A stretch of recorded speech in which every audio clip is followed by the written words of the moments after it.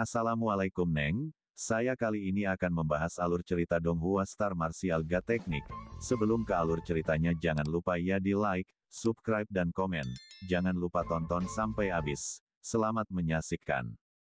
Di awal kita diperlihatkan keresahan Xing He yang selalu ditindas oleh keluarga An Yu. Dia pun bilang bahwa keluarga King Yu harus bangkit dari perlakuan tersebut. 庆宇世家注定是要被压迫的命吗？这一次，我一定要让他们。 Orang-orang yang ada di sana pun mendukung perkataan dari Xing He.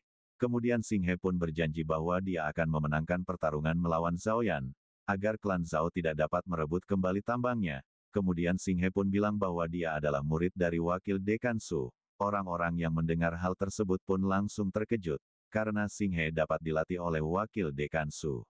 段时间让星河潜心修炼，所有人都不能打扰到他。 Tak lama dari situ seorang pemuda klan King Yu memberitahu bahwa Liang Yu yang berasal dari keluarga An Yu datang ke sini.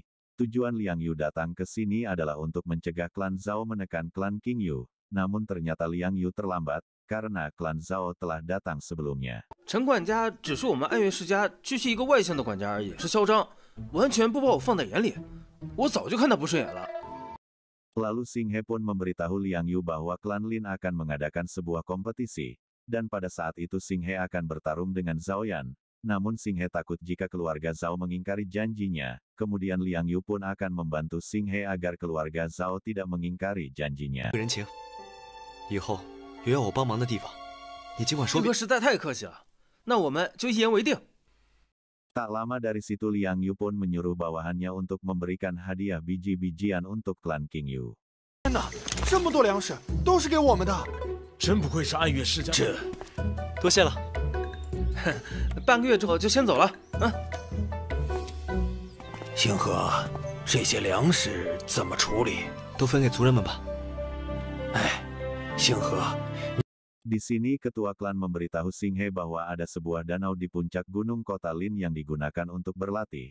Ketua klan pun langsung mengantarkan Xing He ke tempat tersebut.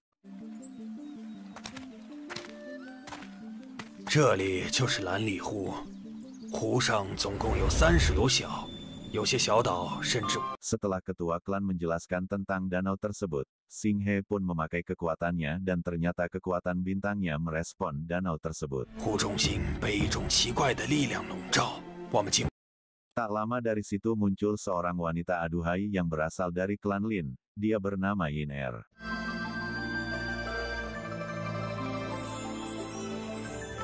那个少年是叶星河，据说他被逐出天星学院了。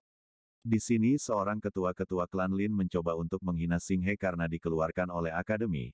Namun Xing He meresponnya dengan sangat dingin yang membuat Lin Ho marah kepada Xing He. Namun saat Lin Ho hendak menyerang Xing He pun dengan mudah menangkis sampai pada akhirnya sang ketua pun mencoba menyerang Xing He. 小孩子打架，我们这些老家伙就不要插手了吧。否则就别怪我不客气了。 Setelah kejadian tersebut Xing He memperingati ketua klan Lin jika ada seseorang yang mengintimidasi klan King Yu Xing He tidak akan tinggal diam. 叶星河，老夫算是记住。 Kemudian ketua klan memujinya karena Xing He berkultivasi dengan baik dan dapat berkembang dengan sangat cepat. Lalu dia pun pergi dari sana, agar Xing He dapat meningkatkan kultivasinya. 就在这附近修炼吧，我先回去了。族中还有很多事情要处。哎，对了。 湖心的小岛，你可千万不要去。 Kemudian Xing He pun mulai kultivasinya. 前往湖心的小岛是要干什么？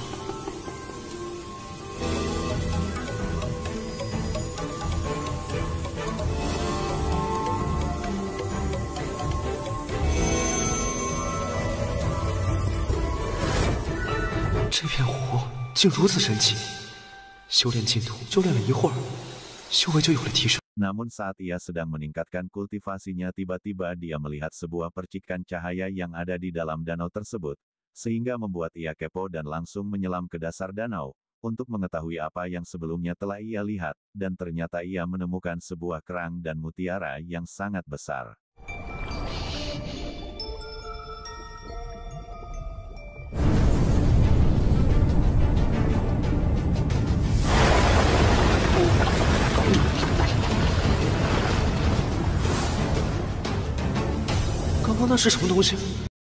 Setelah mutiara itu hancur, Singhe pun menemukan sebuah parpel zat yang dapat digunakan untuk memperkuat tubuh seseorang. Setelah Singhe mengambil parpel zat tersebut, dia langsung balik lagi ke daratan. Namun di sana ia bertemu dengan Yin Er.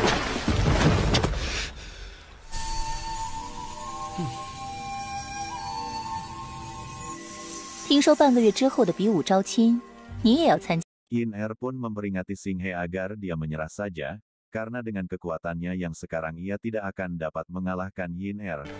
林音小姐，你是不是太自以为是了？我就算赢了，也是绝对不会娶的。你说什么？你以为蓝里镇就只有你是天才，别人都是废物吗？ Kemudian Singhe pun berkata bahwa 10 tahun kemudian kekuatannya pasti akan melebihi kekuatan Yin Er.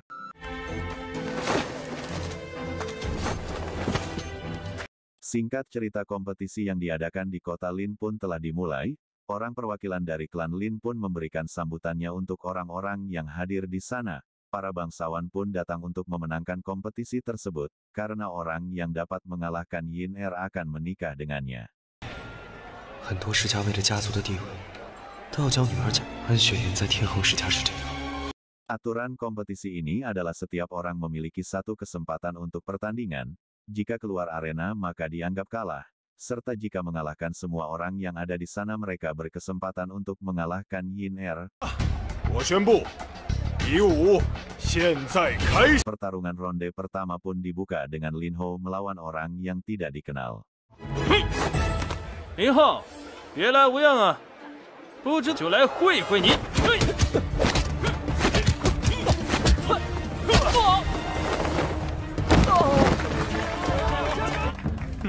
我来会会你。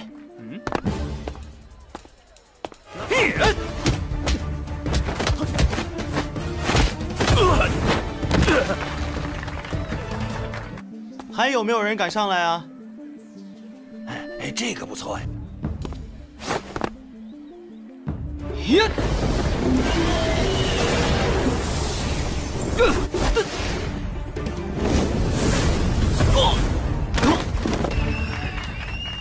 没想到赵岩的实力。 Sampai pada akhirnya pertarungan yang dinanti-nantikan pun dimulai. Pertarungan antara Singhe melawan Zhao Yan. Namun ketua klan King Yu memperingati Singhe untuk berhati-hati. Karena kekuatan Zhao Yan luar biasa. Kemudian datanglah Liang Yu dan Suyun yang berniat untuk menonton pertarungan Singhe melawan Zhao Yan. 那倒是有好戏看。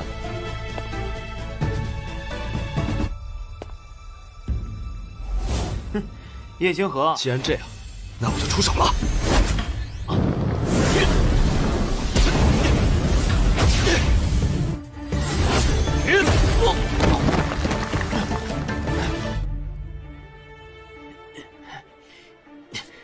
干我了！我要你死无全尸！我要你死！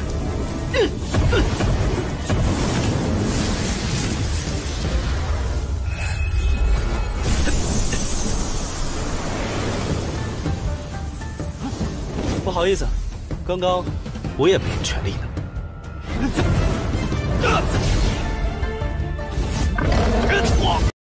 Dan akhirnya Singhe pun dengan mudahnya mengalahkan Zhao Yan hanya dengan sekali pukulan. Zhao Yan pun keluar dari arena. Lalu Singhe menagih janji Patriark Zhao untuk memberikan 3 tambang miliknya untuk klan King Yu. Patriark Zhao pun menepati janjinya dan memberikan 3 tambang milik klannya. 赵氏一族说话算话，赵氏的3座矿归叶氏所有。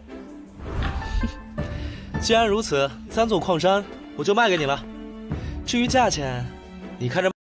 Setelah melihat kekuatan Singhe, Lehong pun berniat untuk melawan Singhe, karena dia bilang bahwa tidak ada lawan yang sepadan dengannya. 会会你。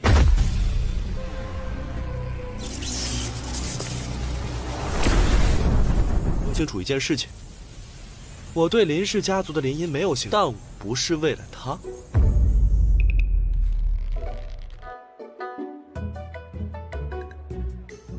哼。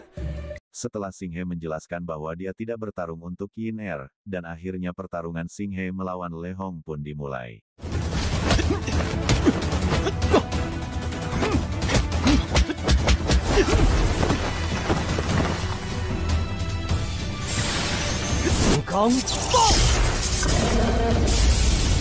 没想到有意思。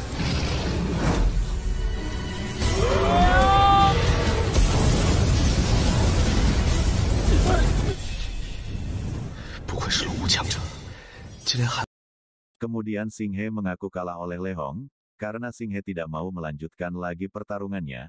Lehong pun menawarkan dirinya untuk menjadi saudara Xinghe. Dia juga akan membantu Xinghe jika Xinghe membutuhkan bantuannya. Setelah itu Xinghe pun berniat untuk pulang, namun Yin Er menghadang Xinghe. Xinghe pun menjelaskan bahwa dia mengikuti kompetisi tersebut tidak ada hubungan sama sekali dengan Yuning. Xinghe juga meminta Yuning untuk menarik kembali kata-katanya. Prajurit kerajaan berkata bahwa berita ini sampai menyebar maka dampaknya tidak akan bagus untuk Tuan Putri. Ayah Yuning pun marah dan bilang jangan ada yang berani menyebarkan berita tersebut. Dia ji. Sementara itu Yuning pun berkata bahwa dia akan selalu mengikuti Xinghe kemanapun ia pergi. Namun Xinghe mengacuhkan perkataan dari Yuning dan pergi dari sana.